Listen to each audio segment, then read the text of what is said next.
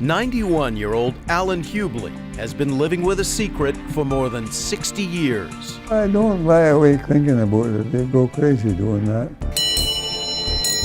The tale of a maritime tragedy that some would sooner forget. I was taken somewhere and told that, keep your bloody mouth shut. It's June 21st, 1942.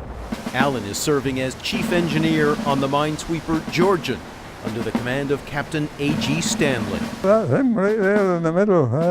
You see that iron jaw. The Georgian was escorting a convoy from Newfoundland to Sydney, Nova Scotia, when it came upon a dark image crossing its bow just after 3 a.m. We were out in the ocean, and there was rumored of German submarines in the vicinity. The alarm sounded, and Alan was roused from a deep sleep. I went down to the engine room. Captain Stanley attempted to hail the mystery sub repeatedly, but received no response. It was presumably an enemy warship. Less than 2 minutes would pass before Alan would receive one fateful order. It said full speed ahead. I put full speed ahead. Just 3 minutes later, Stand by the ram, and then the one.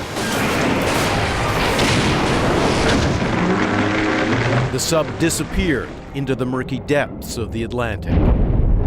The old man, of course, he's practically putting the Victoria across up here. But as the Georgian was stopped to assess damage to its bow, crew members heard voices in the water, not German, but English. Stay close, you bloody fool, stay close. Dear God, he realized it was an English that he'd sunk. It was the British sub P514 with 42 hands on board. Despite a rescue attempt, all perished as she went to the bottom. He was the man that gave the command. And it was a rough business to be sending men to the death. The sinking of the 514 would remain veiled in secrecy until after the war, and its final resting place a mystery until a few years ago. We'll go to 25-meter range. 6,000 kilometers away, off the Grand Banks of Newfoundland, marine scientist Glenn Gilbert is searching for the wreck using side-scan sonar. It's a small target, really, in the grand scheme of things. This big ocean out here. After a week of scouring the ocean floor, a hit. Definitely looks like it's in one piece. It hasn't been broken in two. A remote-operated camera is sent down to confirm the find. We're on it! We're on it! I don't believe we got it. Out of the depths, the distinctive shape of the 514, the hull seemingly intact, the forward gun still poised as if ready to fire. The image of the sub is just fantastic. Only one body was ever recovered from the sub, that of Norman C. Bennett. His remains are still buried in Fairyland, Newfoundland. HMS P514, June 21st, 1942.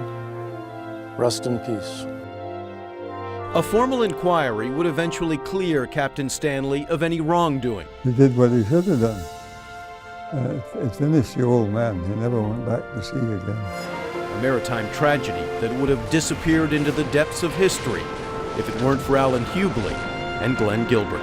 It's a mixture of elation at finding it and yet respect for the tragedy that did occur that night in 1942. In White Rock, Brent Gilbert, CTV News.